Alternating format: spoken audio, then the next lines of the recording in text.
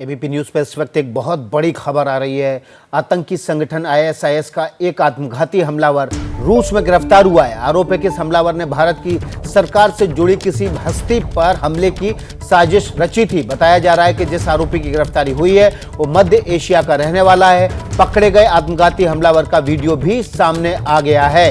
ये बताया गया है कि 1992 में पैदा हुआ है। ये आतंकवादी 2022 में आत्मघाती हमला करने वाला था। मात्र 30 साल की आयु में ये वो वीडियो है जो रूसी एजेंसीज ने जारी किया है। मध्य एशिया का रहने वाला है, आईएसआईएस से जुड़ा है। टर्की में इसने आत्मघाती हमले की ट्रेनिंग ली और अब रूस होते हुए भारत आने वाला था और भारत सरकार के किसी बड़े हस्ती पर आत्मघाती हमला करने वाला था, लेकिन उससे पहले ही रूस में इसको रूसी एजेंसियों ने गिरफ्तार कर लिया। भारत में आतंकी हमले की साजिश का एक आत्मघाती हमलावर पकड़ा गया है। रूस में ये पकड़ा गया है। आशीष कुमार सिंह हमारे सहयोगी इस बड़ी खबर पर ज्यादा जानकारी के साथ जुड़ गए हैं। आशीष, अब तो वीडियो भी सामने आ गया, कुछ देर में और डिटेल मिलेंगे। क्या कुछ जानकारी भारतीय एजेंसियों के साथ साझा की गई है? जी हाँ, बिल्कुल।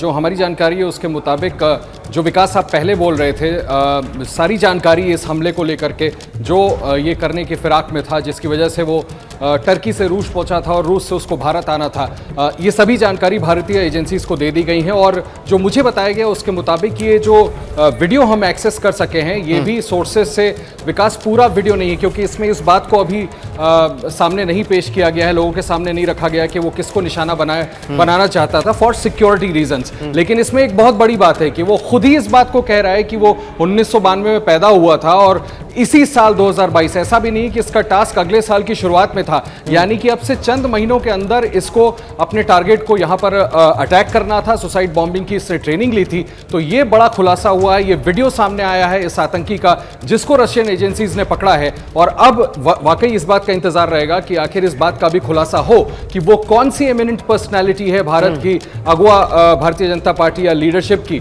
जिसको वो निशाना बनाना चाहता था। बहरहाल ये वीडियो सामने आया है और अब दुनिया के सामने वो आतंकी है जो भारत में आकर के इस बड़े आतंकी हरकत को अंजाम देने की फिराक में था।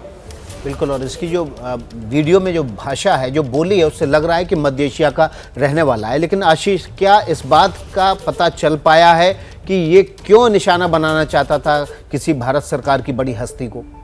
नहीं, देखिए विकास, अभी इसके बारे में सिर्फ इतनी जानकारी है कि आईएसआईएस ने इसको रिक्रूट किया था और आईएसआईएस, आप देखें, लगातार आईएसआईएस थ्रेट देता रहा है। थोड़ी देर पहले विकास, जब मैं और आप बात कर रहे थे तो नुपुर शर्मा मामले का मैंने जिक्र किया था। अभी तक उसको को रिलेट नहीं किया गया है, लेकिन इस तरह के मामलों को लेकर के आपने देखा है काफी समय से खास करके आईसिस की ही बात करें, हालांकि अलकायदा ने भी इस तरह के थ्रेट दिए थे कि वो भारत में इस तरह के हमले कराने की कोशिश करेगा, लेकिन आईएसआईएस की तरफ से खासकर इस तरह की धमकियां आई थी कि वो भारत में पर्सनालिटीज को निशाना बनाने की कोशिश करेगा। और ये उसी कड़ी का हिस्सा, मुझे ऐसा लगता है, आपके सवाल के जवाब में हम इस निष्कर्ष पर पहुंच सकते हैं कि इसी वजह से ऐसे लड़कों को संभव है कि इस तरह के कम उम्र के युवाओं को और भी ज्यादा आईएसआईएस ने रिक्रूट किया हो और ये सिर्फ एक अपवाद केस ना हो, ऐसे और भी आतंकी हो जिनको ट्रेनिंग दी जा रही हो भारत पहुंच करके इस तरह के आतंकी घटना को अंजाम तक पहुंचाने का। तो मुझे लगता है कि इसी वजह से आईएसआईएस ने इसको रिक्रूट किया और उसके बाद बाकायदा इसकी टर्की में ट्रेनिंग की गई, क्योंकि बहुत ज्यादा उम्र का लड़का ये है नहीं। उसके बाद उसको रूस भेजा गया जहां पर ये धर पकड़ लिया गया,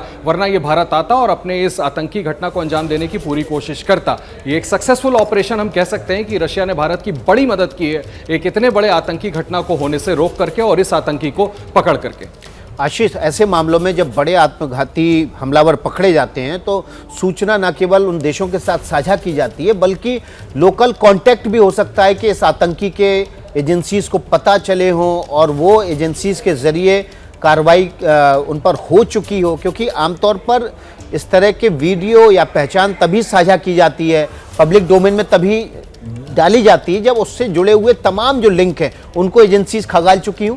जी हाँ, बिल्कुल संभव है, इस बात को रूल आउट नहीं किया जा सकता विकास की कई लोग इस चेन में रहे होंगे, एजेंसीज को कई इंटरसेप्ट्स मिले होंगे, हो सकता है कई लोगों को इससे पहले नैप किया गया हो, पकड़ा गया हो, जिनके आधार पर जानकारियां इकट्ठा करके इस मुख्य आतंकी, इस मेन आतंकी तक पहुंचने में कामयाब हो पाई रशियन एजेंसीज। थोड़ी देर पहले विकास, जो आप अभी बोल रहे हैं, हम और आप डिस्कस भी कर रहे थे कि भारत के national security advisor Ajit Doval का रूस जाना हुआ था, जहां उन्होंने वहां के नेशनल सिक्योरिटी एडवाइजर से मुलाकात की थी। इस बात को भी हम रूल आउट नहीं कर सकते कि संभव है इस ऑपरेशन को लेकर करके सारा खाका वहां तैयार कर दिया गया हो और अब फाइनली ये कामयाबी दोनों एजेंसीज को मिलकर मिली कि इस तरह से आतंकी को पकड़ा जाया जा सका है। क्या मजबूरी है मेरी, बताइए। मैं अभी आपको बताती हूँ कि मैंने ओए होए होए होए नमकीन के चटकारे लेते हुए टकटकी मार के डिबेट शो को पॉज रिपीट कर करके देख रहे हैं जोगिंदर जी। इनकी तरह आप भी देखें अपनी फेवरेट डिबेट्स को रिपीट कर और डाउनलोड कीजिए एबीपी लाइव ऐप अपने स्मार्ट टीवी पर।